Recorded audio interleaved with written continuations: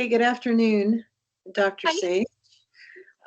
Anxious to hear about the Buy Less Dewormer program and a little bit about Zoetis and how you have, what your participation has been in this program, and then maybe talk a little bit about um, kind of the shortage with vets and how that kind of is affected. But I'm very interested in hearing about the program. So if you could go ahead and tell me a little bit about that, that would be great.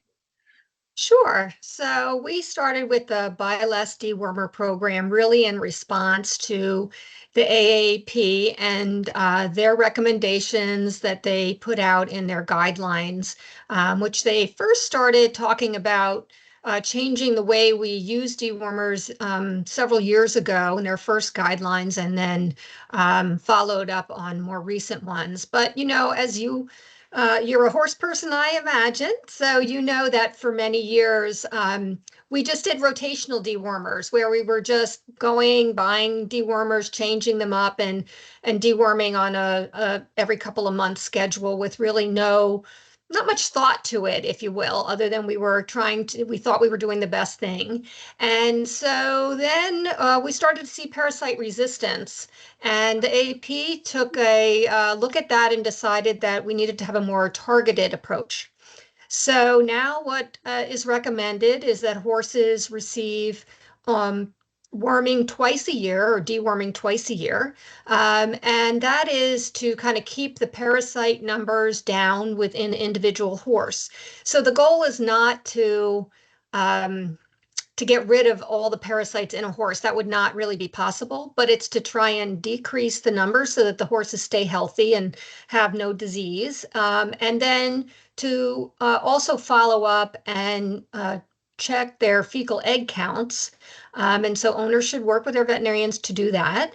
And in doing so, what you'll do is be able to target or find those horses that shed more eggs on the pasture.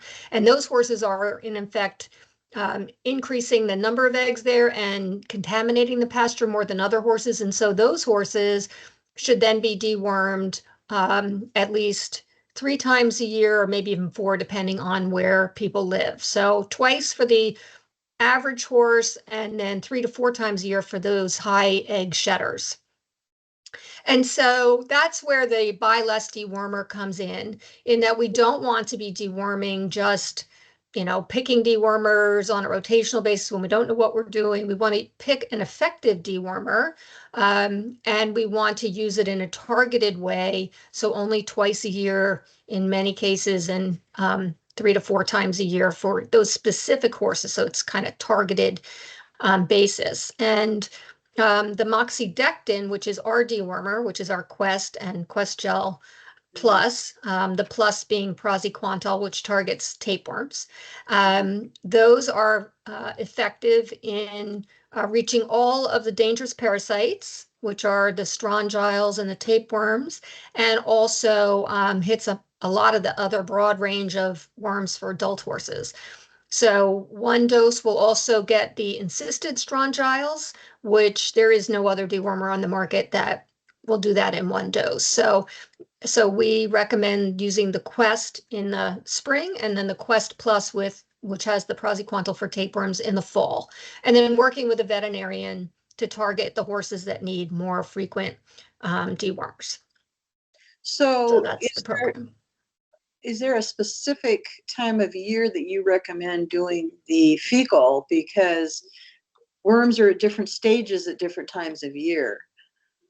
Yeah, so really it's in the anytime within the grazing season is fine. So you don't want to do it right after you deworm, obviously, unless you're looking for resistance, in which case some veterinarians will do what's called a fecal egg count reduction test, where you can get your fecal egg count, deworm the horse, and then go back a few weeks later and look to see how the eggs have decreased. But otherwise, if you're not working with your veterinarian to do that, if you're just trying to target those horses, really any time of year during the grazing season is fine. This time of year is probably best because then you can target your high shedders again in the middle of the grazing season. Okay, what about what are your thoughts on pasture management with all of this too? You talked about, horses that are in confined spaces and that kind of thing, but also, larger pieces of property where do you recommend, you know, uh, I'm trying to think of, uh, you know, can't think of the word, um, where you, uh, Dragging the pastures, or is that what you mean? Yeah. yes, Yeah, dragging. so environmental control is a very important part. And of course, that it just depends on the size of the pasture and obviously labor because it is labor intensive. I have two horses at my house and I pick up the paddock at least every 2 days because the infected stages usually it takes from when the eggs are shed, it usually takes 3 to 4 days for them to become larvae. So if you can, clean up your pastures on a regular basis, drag them, which will break up those manure piles so that the sun will hit those the parasites and prevent them from, or the eggs and prevent them from becoming larvae. All that is very important to do along with your deworming, because as we know, deworming is only a little part of the picture, and environmental control and keeping your horse healthy are all part of that. Yeah. So what makes the Quest products better than your competitors? So our product is the only one on the market that will get the insisted strongyles in just one dose. So there is other products that need multiple doses. So again, buying more dewormers. So we're saying buy less and just, one dose will do it. It also will cover a lot of other really broad range of the parasites, most everything that will affect a horse, so an adult horse. So it's kind of a one shot um, deal, if you will. Hmm. That's interesting. It's always been a challenge to keep up with, everything that's current. But you mentioned in part of the press release that I got the concern about the number of veterinarians, and you talk about working with your veterinarian. It's getting harder and harder to find these veterinarians, and what are your thoughts on that? I mean, how as horse owners can we become responsible and, work with our veterinarians to help them be successful and us. Yeah, so Zoetis takes a very concerned look at that, and we work with the AAP in trying to work on their sustainability projects that they have. So part of that is, owners understanding that your veterinarian works very hard and loves what they do, but sometimes they can be a bit overwhelming. And so to have patience, to be able to make sure you make appointments and give them plenty of lead time to be able to work with them, to be kind when they come, and be caring about them, to be able potentially, like if you're doing a fecal egg count, you potentially could drop off your sample at the vet instead of having waiting for them to come out if that's the only thing that you're working on. And in some places there's often a lot of talk about maybe having a trailer and trailering in for to see your veterinarian because that makes it easier for them. But it's a very multi-complex problem, and their AEP has really taken a big lead in that in trying to find the answers. And I think they're starting to make some headway, and we'll have to see how it all works out. Yeah, yeah. One of the things that I used to do years ago is the 5 day, deworming purge that we Mhm. we did.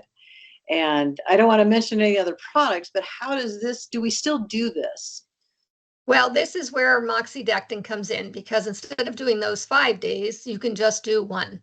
And that 5 day regime would have gotten the insisted small strongyles, and now moxidectin does it in one dose. So that's the difference. So you don't have to do all of that anymore. Okay. And then you mentioned a partnership in the press release that I have with the Pony Club. Can you explain how that's evolved and how you are working together with them as far as the Do Less Worming program? Yeah, we have a lot of educational opportunities with the Pony Club. We attend their annual convention every year and provide education to those members on a lot of different topics, but deworming is one of those. And so we try and support them in any way that we can. Okay, so if you were to recap, kind of our discussion, what would you say are the most important things to remember and the best places to get your product? So the things to remember are one, to consider talking to your veterinarian about changing your deworming protocol if you're still just doing the rotational dewormers. You want to find out information, certainly our website at Zoetis, if you just go to zoetis.com and under Quest, there's a lot of information there about what zone you might live in and how often you would want to deworm. And so there's that information is there. We really do though recommend you talk to your veterinarian because everybody's situation is different. Like you talked about, their different stocking rates. Horses are kept in different environments. So it's best to really have a conversation with your veterinarian about how often to do the fecal egg counts or the fecal egg count reduction test, to try and have a more targeted approach with your deworming rather than just going out and buying it and not really knowing whether you're getting the parasites that you want to get. Okay, so getting back to the environment, if you have horses that are in a highly populated concentration versus horses that are on a lot of acreage, does that affect how often you do the deworming? No, it doesn't. What affects the deworming is who is shedding the most amount of eggs among those horses. But certainly you want to add environmental control to what you're doing and cleaning up those pastures. So either by dragging the pasture or by picking the pasture up, picking the manure up on a bi-weekly basis, that'll help a lot with keeping your parasite numbers down. And what about, you talk about the manure storage. Is there anything that we should be aware of with that, like composting and that kind of thing to help the fly population?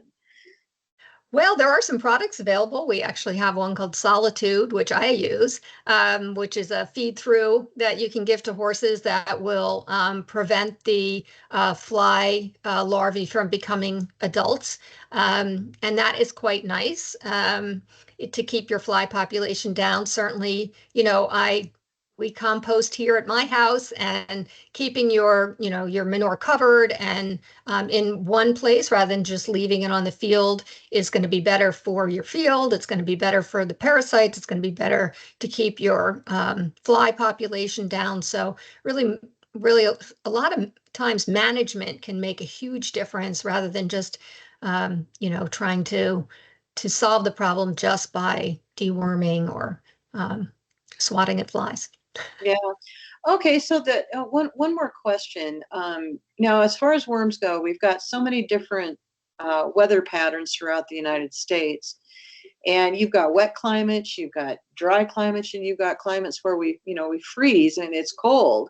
So, that's going to affect, I would assume, the population count of these pesky critters that our horses seem to consume.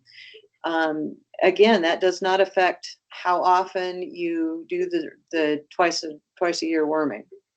No, again, according to the AP guidelines, it's just going to be twice a year for adult horses. Yeah, again, if you go to our website, we have a map that'll show you where you might be in the country and then when you would want to deworm. So, for example, if you're in the upper part of the country, your grazing season is shorter, so you'll probably deworm later in the spring and earlier in the fall. And if you're in the lower part of the country, you'll start, since our grazing season is longer, you'll start earlier in the spring and later in the fall. And again, that's all available on our website. In the zone one, which is the northern part of the country, if you have a high shedder, you would probably only deworm that horse once, again, in the middle of the grazing season. So you deworm that horse spring, fall, and then once again in the summer. If you're in the lower part of the South, because we have that longer grazing season, you'll deworm that high shedder in the spring and fall, and then twice in the summer. And those are according to the AAP guidelines, but that information is available on our website. You can see it's all laid out in a nice map, and you can pick where you are and figure out, how often. But again, working with your veterinarian, because once you do that fecal egg count, you'll know how many, you'll know who the high shedder is, and then they should be able to guide you on when you should target that deworming. Okay, well, a little bit, Dr. Sage, about yourself. What got you into this industry? We're always curious about what drives people to do what they do. So I love educating. That was my background before I came here. I taught in academics and at veterinary schools for years. So I love educating people about horses and about medical care in horses. And so this to me was a great opportunity to work with our veterinarians and our horse owners and teach them so much, just much more than just about our products, but about all the well-being and the health of the horse that we are all trying so hard to protect. So for me, it was education and getting to kind of be up close and personal with a lot of vets and owners. Yeah, that does make it worthwhile, doesn't it? Yeah, if I So, could talk horses all day. yeah, I know. Well, is there anything else that you would like to tell our readership about this program? I think you've covered a lot of it, but in essence, if we were to, take on this program with our readers and they find, if they have questions and concerns, where can they go for help? So I think the best place to start, I know the AEP guidelines are somewhat hard to read, which is why I keep referring to our website, to the Zoetis website, because it's a little bit easier to understand, and there's a lot of infographics and information there. So my recommendation would be that's a good place to go. I'm not sure that I'm aware of too many other websites that really, talk through parasiticides in an easy way, but ours, it, talks about all the different types of worms, the dewormers, our schedule, again, all according to AAP guidelines. So to me, that's kind of the best source of information for people. Okay, super. Well, I really appreciate your time, and hopefully there's going to be some articles at some point that you have shared somewhere that we can share with our readership, and really appreciate you taking the time to just share some of this with us. So with that, I guess we'll conclude this unless there's anything else you have for us. And Nope. really thank you so much for taking the time. I do That was a appreciate it. pleasure to meet you. Thank you so much for giving us